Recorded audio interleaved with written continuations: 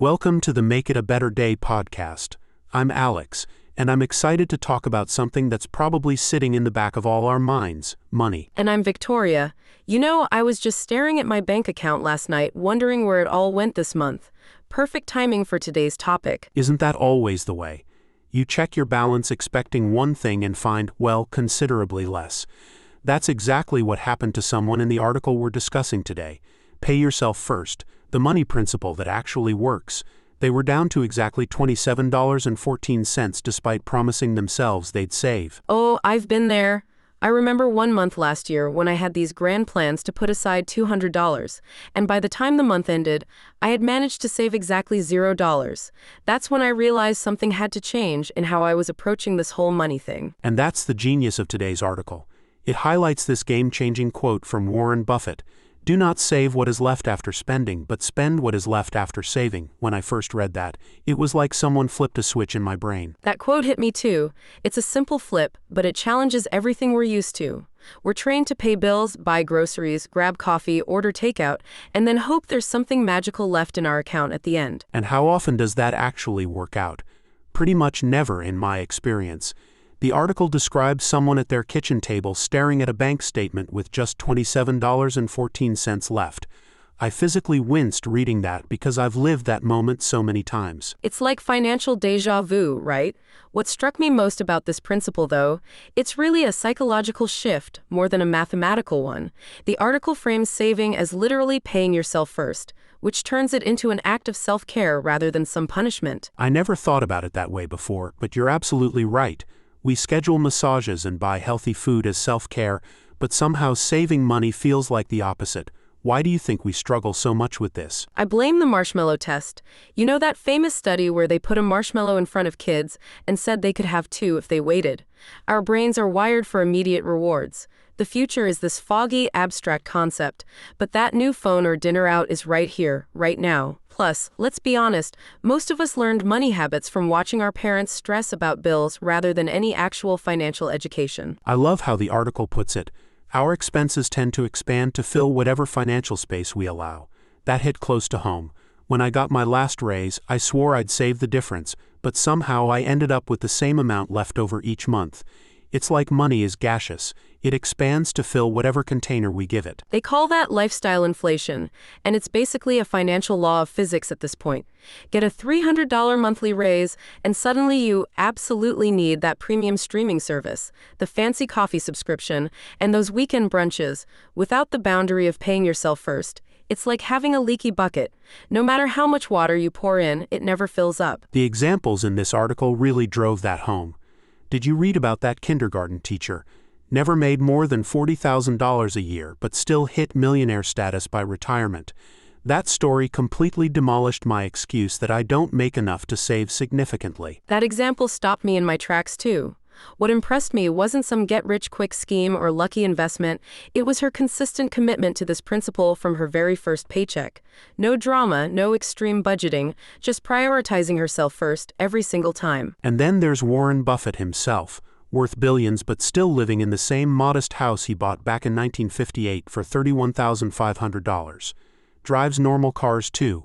The article uses him as this perfect example that true wealth isn't about flexing. It's about intentional choices and knowing what actually matters to you. That's what blew my mind. It completely reframes the conversation from deprivation to intention. Buffett could literally buy a private island every month if he wanted to, but he chooses to spend only on what genuinely matters to him. That's not being cheap. That's the ultimate freedom. The article also shares this powerful story about someone paying off $32,000 in credit card debt using this exact same principle. I found that particularly important because this isn't just about building wealth. It works just as effectively for escaping debt. I have a friend who did something similar with about $18,000 in debt. She treated her debt payments as non-negotiable savings that came out first. The exact same principle, just in reverse. What was fascinating was how quickly her progress accelerated compared to when she was trying to find extra money at the end of each month. Let's get super practical about this. The article outlines some specific steps for implementing this principle. First up is automation, setting up transfers that happen immediately on payday so the money never even hits your checking account. Have you tried this? Game changer for me. Complete game changer. When I was manually transferring money, my willpower would crumble every time. Well, I'll just move a little less this month because insert reasonable sounding excuse. But with automation, I don't have to rely on motivation. The article recommends starting with whatever percentage feels doable, even if it's just 1 to 2% when you're on a tight budget. That small start approach is so critical. I think we get these magazine headlines in our head, how I saved 50% of my income, and then feel completely defeated when we can barely manage 2%. But the article makes it clear that the percentage matters less than establishing the habit and sequence. Exactly. The article mentions someone who started with just 3%, literally couldn't even feel it, and then worked up to 7% as they got comfortable. I love that it's about progress, not some perfect ideal. The second suggestion about creating a hierarchy for saving goals really clicked for me too. That was brilliant. Instead of just having this vague savings bucket, actually prioritizing what matters most, emergency fund first, then retirement, then other specific goals. I realized I was scattering my efforts without really addressing my most important financial needs first. And did you catch that powerful question in the article? What kind of future do you want to build for yourself, and what matters most? That stopped me cold because it connects these dry financial habits to our actual values and dreams. It's not about spreadsheets anymore, it's about what kind of life you're creating. The third suggestion might be my favorite. That psychological reframing of saving as an act of caring for your future self, rather than depriving your current self. Has that mental shift done anything for you? Absolutely transformative. I used to approach saving like eating kale, something I should do but secretly resented. Now I picture myself at 65 thanking me for each deposit. The article describes it as sending a love letter to your future self, and that image really stuck with me. It's not about restriction anymore, it's about creating freedom and options for myself down the road. I love that. The final piece is what happens with the money that's left after you've paid yourself. That intentional spending piece. The article emphasizes that this is actually where a lot of the daily work happens. That part surprised me the most. I expected to feel constrained with less money available, but instead, I've become much more intentional about what actually brings me joy. The article talks about weekly planning, which I've started doing, and it's fascinating to watch my priorities shift. Things I thought were essential expenses suddenly seem optional when I'm working with a smaller pool of money. The challenge at the end of the article is so beautifully simple. Take just 10 minutes today to set up an automatic transfer that moves money to savings on payday. No overthinking, no complicated financial plan, just one concrete action. What do you think about that approach? It's brilliant in its simplicity. The article emphasizes that it doesn't matter if you start with $5 or $50. What matters is establishing the sequence and habit. I love how they describe it as sending a love letter to your future self, such a simple act, but it contains so much trust, security, and hope in one mouse click. I love that this principle is so democratic. The article emphasizes that it works regardless of income level. The kindergarten teacher example proves that. It's about the sequence, not the amount. Absolutely. The article talks about how the peace of mind starts building immediately. Not when you hit some magic number, but the moment you establish this new pattern.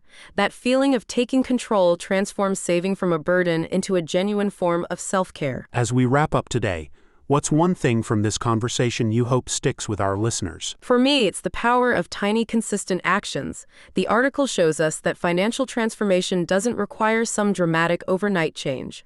One small automatic transfer, even if it's just coffee money, begins reshaping your entire relationship with money. What about you? The idea that truly resonated with me is that financial well-being isn't about restriction, it's about freedom.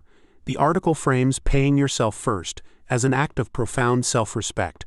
When we prioritize our future selves, we're creating options and breathing room that no impulse purchase can provide. That's such a beautiful perspective. And this is exactly the kind of practical wisdom we explore every week at Make It a Better Day. The full article goes even deeper, and you'll find many other resources on personal development, community connection, sustainability, and more on our website. If you'd like a daily reminder of these principles, check out our Redbubble store. We have designs featuring images from articles like the one we discussed today. Each purchase supports our mission of making every day a little bit better through practical wisdom. Thanks for joining us today. Remember the article's final words: your journey toward financial well-being begins with that first intentional step, and today is the perfect day to take it. Until next time, this is Alex And Victoria, encouraging you to make it a better day.